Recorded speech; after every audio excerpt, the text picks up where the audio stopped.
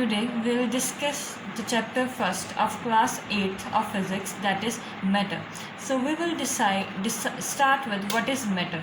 So matter is anything that occupies space. Matter is anything that will occupy space. So what is matter? Matter occupies space. It may be a solid, liquid or gas. So to study this matter, we need to learn first thing, that is kinetic theory of matter. So let's begin.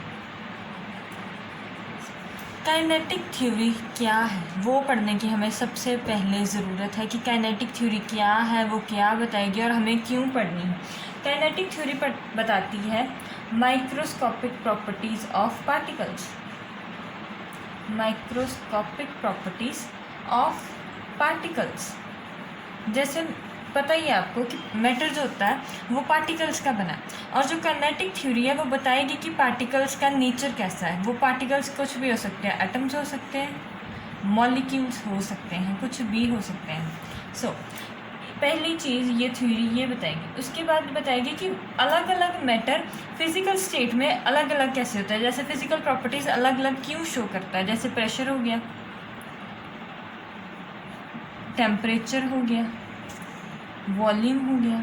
ये अलग अलग क्यों हो रहा है, कैसे हो रहा है, वो कौन सी स्टेट में एग्जिस्ट कर रहा है मैटर, क्यों एग्जिस्ट अलग अलग स्टेट में करता है. जैसे मालूम ही है कि 3 स्टेट्स हैं मैटर की, वो अलग अलग स्टेट्स में क्यों रहता है, क्यों किसकी वजह से वो रहता है. ये सब कुछ हमें थ्योरी ऑफ मैटर बताती है, काइनेटिक थ्योरी बताती है. सो पहली बात क्या बताती है, ये हम क्यों पढ़ते हैं इसे, कि माइक्रोस्कोपिक प्रॉपर्टीज़ ऑफ पार्टिकल्स की बताती है कि वो कैसा, उनका नेचर कैसा है. सेकंड चीज़ होती है कि वो एक्सप्लेन करती है कि प्रेशर क्यों है, कितना प्रेशर है, किस में ज़्यादा है, किस में कम है, टेम्परेचर कैसा है, वॉल्यूम कैसा है. और ये मैटर जो है 3 स्टेट्स में अलग अलग क्यों रहता है, कैसे रहता है, ये हमें बताएंगी ये सारी काइनेटिक थ्योरी ऑफ मैटर. सो इसके पोस्टुलेट्स बनाए गए हैं. इसके सबसे जो मेन पोस्टुलेट्स हैं वो 4 पोस्टुलेट्स हैं. सो let us discuss the kinetic theory of matter के पोस्टुलेट्स अब हम डिस्कस करें. So the main aspects of this theory are they will describe the particle nature, spaces in between them, forces between them and the energy possessed by the particle. So हम start करते हैं कि kinetic theory का पहला point क्या है. कि kinetic theory का पहला पॉइंट ये है कि मैटर बहुत स्मॉल पार्टिकल्स का बना है. वो बहुत स्मॉल है, स्मॉल पार्टिकल्स हैं जिन्हें हम कहते हैं एटम्स हो सकते हैं वो, या वो मॉलिक्यूल्स हो सकते हैं, इनका बनाता है. ठीक है. एटम्स सबसे बहुत ज़्यादा छोटे होते हैं, वो तो इवन इस पेन की डॉट से भी ज़्यादा छोटे हैं. इसका भी 1000th पार्ट होंगे, वो बहुत छोटे होते हैं, इनविजिबल होते हैं, वो हमें नेक्ड आई से दिख नहीं सकते. वो होते हैं एटम्स और मॉलिक्यूल्स, वो बहुत छोटे हैं, और उस छोटे छोटे एटम्स या मॉलिक्यूल्स को मिलाकर एक मैटर तैयार होता है. उसके आगे वाली बात ये है इस थ्योरी की कि जो ये एटम हैं उनके बीच में स्पेस बहुत होती है. उनके इंटर मॉलिकुलर या इंटर एटॉमिक स्पेस बहुत ज़्यादा होती है, जिसकी वजह से वो एक जगह से दूसरी जगह पर फ्लो कर सकते हैं, जहाँ वो डिफरेंट स्टेट में एग्जिस्ट इसी वजह से करते हैं, क्योंकि उनमें स्पेस बहुत जाती होती है. जिसमें स्पेस कम होगी वो सॉलिड होगा, जिसमें स्पेस ज़्यादा होगी वो गैसियस स्टेट में चले जाएगा. अब आगे इसकी बात ये है कि एटम्स के बीच में फोर्सेस भी होती हैं. उन फोर्सेस को हम क्या कहते हैं, force of attraction.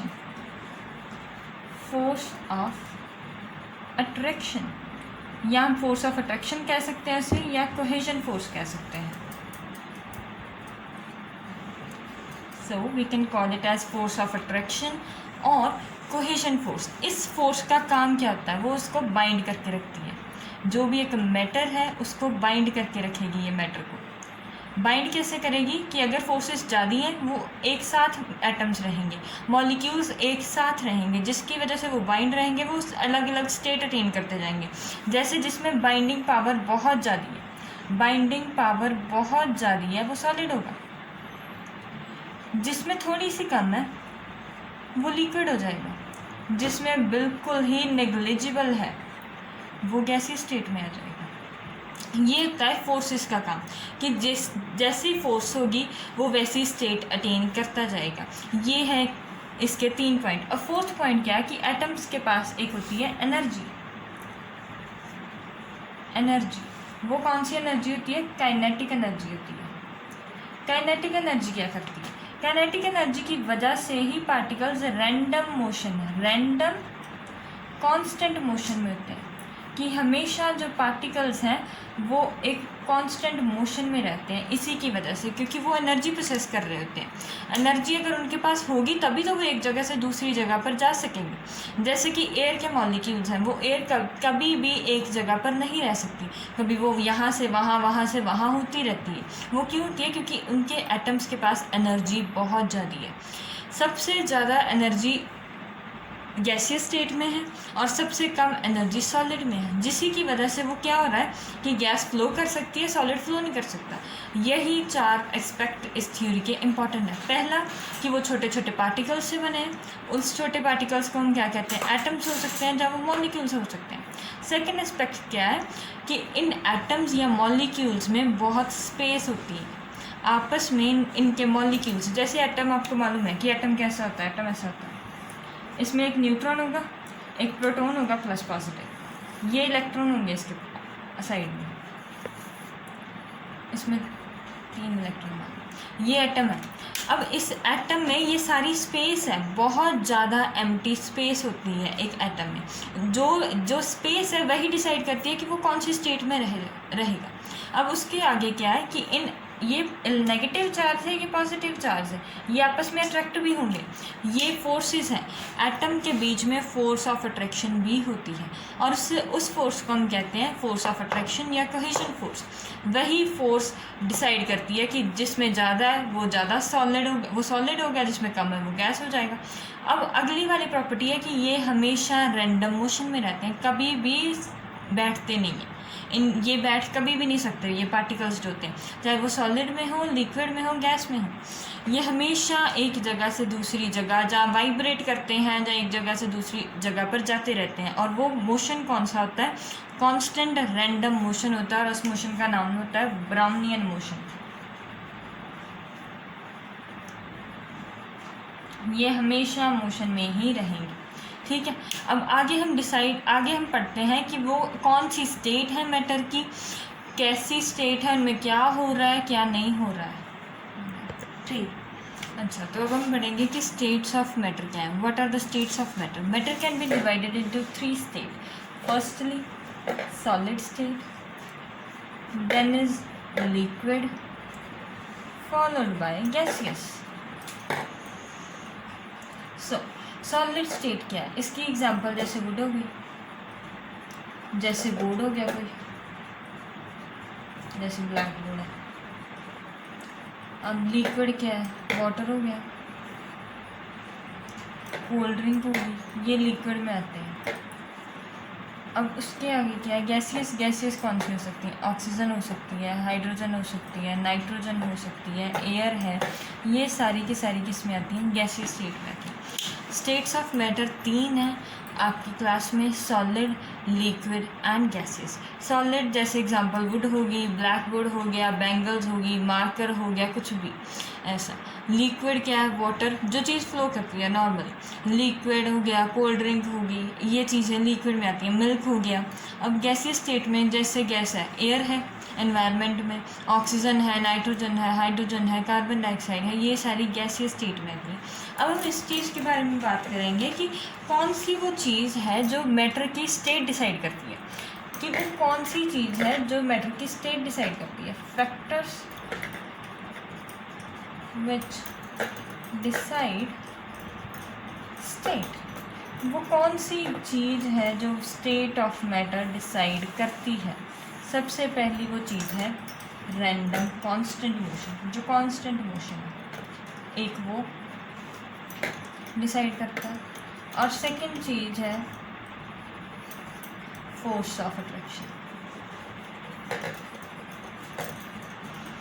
Forces of attraction. So first constant motion. अब एटम्स हैं, एटम एक जगह से दूसरी जगह गया, दूसरी से तीसरी, तीसरी से चौथी, चौथी से पाँचवीं, ये ऐसे घूमता फिरता ही रहेगा, कभी कहीं कभी कहीं कभी कहीं। ये कांस्टेंट रैंडम मोशन में रहता है। ये एयर के मॉलिक्यूल की बात है, ये एयर में ऐसा होता है, मतलब गैस में ऐसा होता है, गैसेस में। अब कांस्टेंट मोशन क्या है कि एक जगह पर मॉलिक्यूल्स कभी भी रहते नहीं हैं, चाहे वो वाइब्रेट करेंगे, चाहे वो एक जगह से दूसरी जगह थोड़े गैप के लिए जाएंगे, क्या चाहे वो बहुत दूर तक जा सकते हैं। सो एक चीज़ होती है कि कांस्टेंट मोशन में रहते हैं वो, और दूसरी चीज़ है कि फोर्स ऑफ अट्रैक्शन है। जैसे ये एक एटम है और ये एक एटम, वो दोनों आपस में अट्रैक्ट करेंगे। वो कौन सी फोर्स होगी? कोहेजन फोर्स, उसे कहते हैं कोहेजन फोर्स। इस फोर्स की वजह से वो हमेशा आपस में जुड़े रहेंगे। एक मोशन डिसाइड करेगा कि वो दूर जाएं, मूव अवे, और जो दूसरा है वो डिसाइड करेगा कि बाइंड टुगेदर। अब एक चीज़ ये है कि वो कहेगी कि दूर जाओ, पार्टिकल्स को कहेगी कि एक से दूर जाओ, और दूसरी जो चीज़ है वो कहेगी कि पार्टिकल्स आपस में रहें, पास पास रहें। सो अब इस दोनों में जो ज़्यादा होती है चीज़, जो भी ज़्यादा होगी, या मोशन ज़्यादा होगा या फोर्स ज़्यादा होगी, वो डिसाइड करेगा कि कौन सी चीज़ ज़्यादा होगी। अगर मोशन ज़्यादा है, अगर मान लीजिए कि मोशन ज़्यादा है तो वो गैस होगा, गैसी स्टेट में आएंगे। अगर फोर्स ज़्यादा है तो वो सॉलिड हो जाएंगे। यही दो फैक्टर हैं जो डिसाइड करते हैं कि मोशन और फोर्स, यही दो हैं जो डिसाइड करते हैं कि कौन सी स्टेट वो अचीव करेगा। जो मैटर है, जो एटम्स का क्लम्ब है, वो कौन सी स्टेट अचीव करेगा, वो गैस में होगा, लिक्विड में होगा या सॉलिड में होगा। यही डिसाइड करता है कि वो कौन सी स्टेट में जाएगा। Now we will discuss solid, liquid और गैसेस के बारे में, कि वो कौन सी चीज़ पे डिपेंड कर रहे हैं और उनकी प्रॉपर्टीज़ क्या क्या हैं। सो let us begin with solid. Solid में क्या हो रहा है कि उनकी फोर्स बहुत ज़्यादा स्ट्रॉन्ग होती है। उनकी आपसी जो फोर्स है, फोर्स ऑफ अट्रैक्शन, वो बहुत ज़्यादा ही स्ट्रॉन्ग होती है। जैसे हमने पिछली बार पढ़ा है कि दो ही फैक्टर्स हैं, फोर्स और मोशन, जिस पे डिपेंड करता है। अब हम पहले बात करेंगे कि फोर्स पे, फोर्स और सॉलिड का क्या कनेक्शन है। फोर्स बहुत स्ट्रांग होती है, इंटरमॉलिकुलर फोर्स जो होती है सॉलिड में, वो बहुत स्ट्रांग है, जिसकी की वजह से वो प्रॉपर शेप अटेन करते हैं, वो रिजिड है, वो उनका बिहेवियर कैसा है, वो सभी इस चीज़ पर है कि उनकी फोर्स बहुत ज़्यादा है। उन कंपैरेटिव लिक्विड में क्या हो रहा है कि फोर्स है तो है लेकिन कम है। और अब गैस में क्या हो रहा है कि अप्रॉक्सीमेटली ज़ीरो हम कह सकते हैं, क्योंकि उनमें गैस में कोई ज़्यादा फोर्स ऑफ अट्रैक्शन नहीं होती। उनके पार्टिकल हमेशा मोशन में रहते हैं, एक जगह से दूसरी जगह होते हैं, उनमें कोई अट्रैक्शन नहीं होती है। ठीक है, अब अगली हम बात करेंगे कि मोशन के बारे में। सॉलिड में मोशन ज़ीरो होता है। सॉलिड में क्या होता है? मोशन ज़ीरो होता है।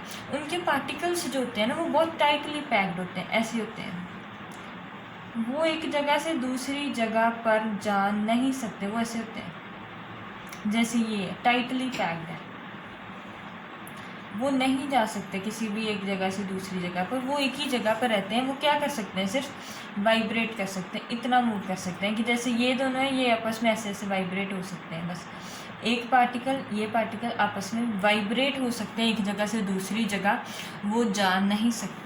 लेकिन जो ये है सॉलिड, लिक्विड है, लिक्विड जो होता है उसमें थोड़ी होती है कि मोशन होता है लेकिन बहुत ज़्यादा भी नहीं होता। जैसे कि वो कुछ डिस्टेंस तक फ्लो कर सकते हैं, flow up to a distance, up to a small distance, छोटे से थोड़े से डिस्टेंस तक वो फ्लो कर सकते हैं। मीन्स उनमें मोशन होता है, पार्टिकल्स में थोड़ा सा मोशन होता है, और जो गैस है वो उसमें मोशन बहुत ज़्यादा होता है। वो हमेशा मोशन में ही रहती हैं और एक जगह, क्योंकि उनकी फोर्स नहीं है तो वो हमेशा एक जगह से दूसरी जगह, दूसरी से तीसरी, तीसरी से चौथी जगह से मूव करती ही रहेंगी, वो एक जगह पर नहीं रह सकती। अब इसकी आगे वाली बात है कि उनकी प्रॉपर्टीज़, इन दो फैक्टर्स की वजह से उनकी प्रॉपर्टीज़ पर क्या क्या फ़र्क पड़ रहा है। सो let us discuss about space. अब ये देखो, उनमें पार्टिकल्स का फोर्स बहुत ज़्यादा है, मोशन बहुत कम है, तो उनकी इंटर एटॉमिक या इंटरमॉलिकुलर जो स्पेस है वो बहुत कम है, जैसे इसमें बहुत कम होती है, जिसी की वजह से वो प्रॉपर शेप अटेन करते हैं। इसी की वजह से उनकी प्रॉपर शेप होती है।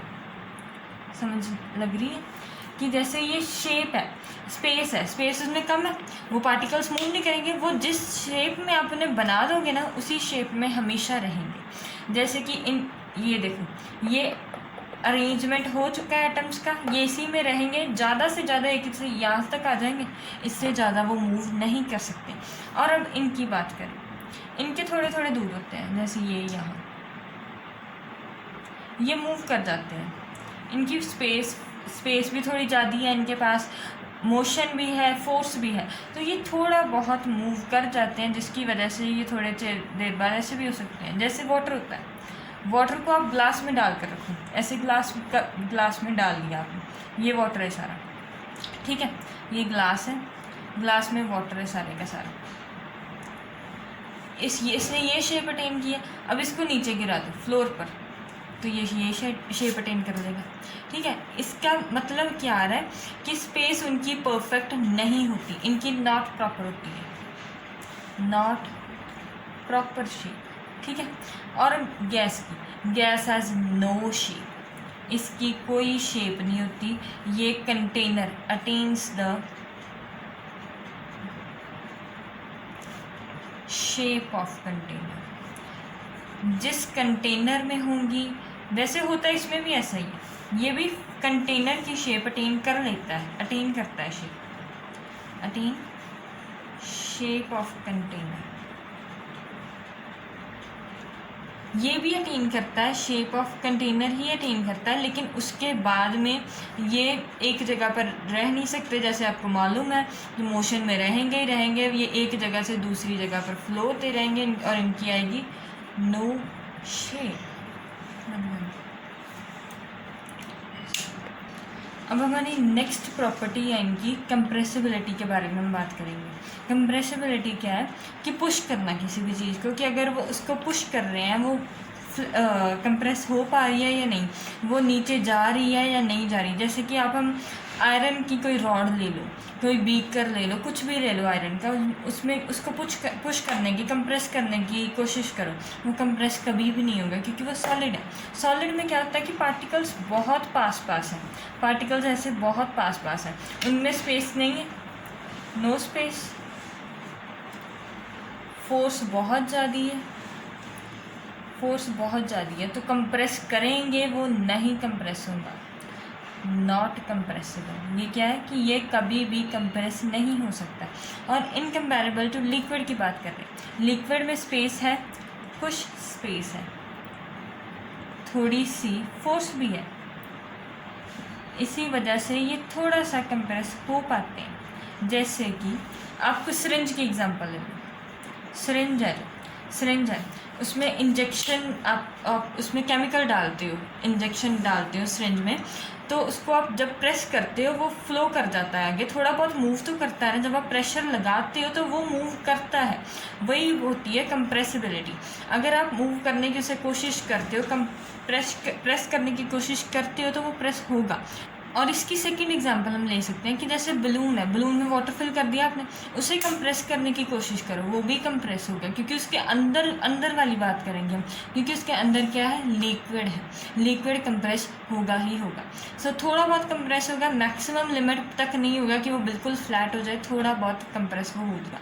और अगर गैसेस की बात करें तो वो फुल्ली कंप्रेसिबल है, फुल्ली कंप्रेसिबल, इसे आप कंप्रेस कर सकते हो जितना मर्जी चाहो अंदर। जैसे अब एक बीकर में आपने एयर डाल दी, उसमें आप हाथ डालने की कोशिश करो, मॉलिक्यूल साइड में हो जाएंगे, आपका हाथ बिल्कुल नीचे चले जाएगा। वो क्या हो रहा है, जैसे ये है कंटेनर, अब इसके आप हाथ डालने की कोशिश करो, ठीक है। अब ये क्या होगा कि यहाँ पर आपका हाथ आ गया, तो ये मॉलिक्यूल्स यहाँ पर आ जाएंगे सारे, जितने भी 5-6 हैं, ये सारे यहाँ पर आ जाएंगे। वो फुल्ली कंप्रेसिबल है, यहाँ पर आपने फोर्स अप्लाई किया ऊपर से, ये फुली कंप्रेसिबल होती हैं गैसेस, ठीक है।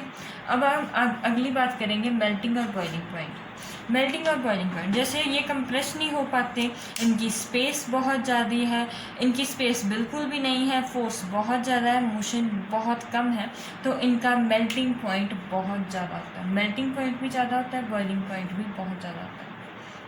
ये आसानी से या ना मेल्ट होते हैं ना ही बॉयल होते हैं। और इनकम्पेरेबल लिक्विड जो होता है उनका मेल्टिंग पॉइंट मैनेजेबल होता है, ठीक होता है, नॉर्मल होता है, उनका मेल्टिंग पॉइंट और बॉइलिंग पॉइंट अचीवेबल होता है।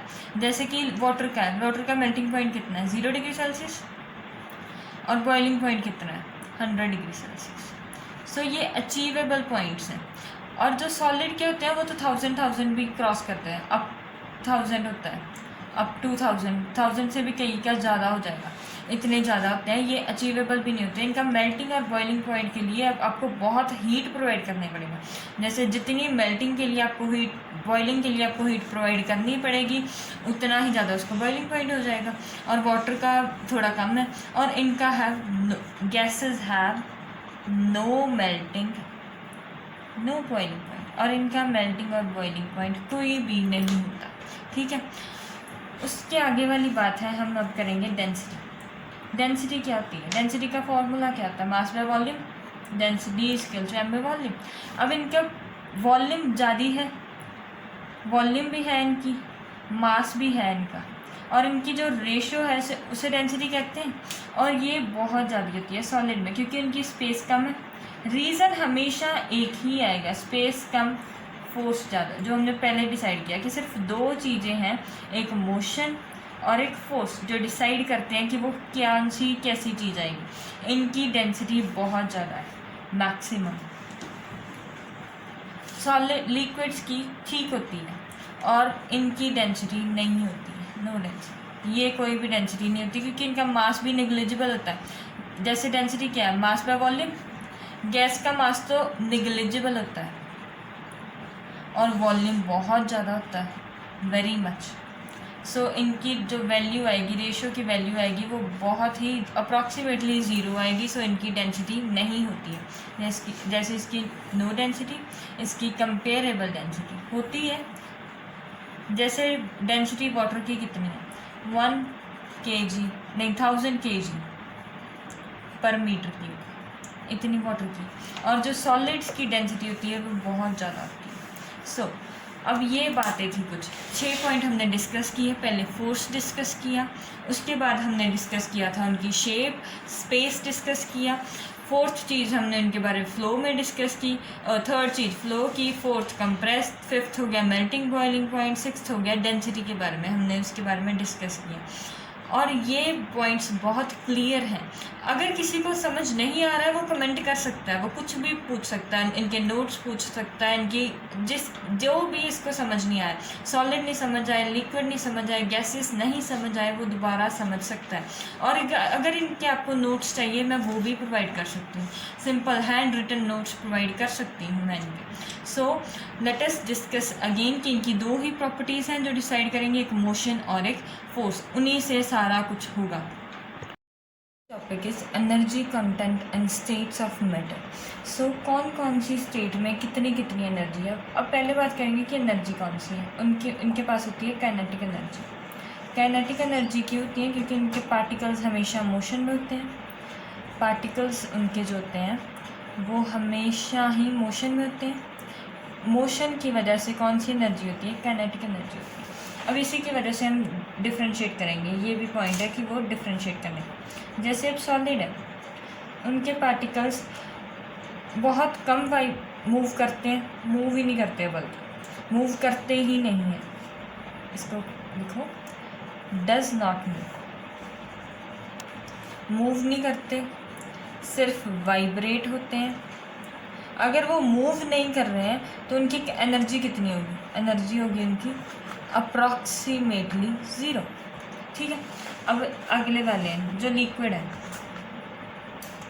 लिक्विड थोड़े फ्लो करते हैं, मीन्स मोशन में होते हैं, ऑलमोस्ट मोशन में होते हैं, थोड़ा सा ऑलमोस्ट मोशन में होते हैं।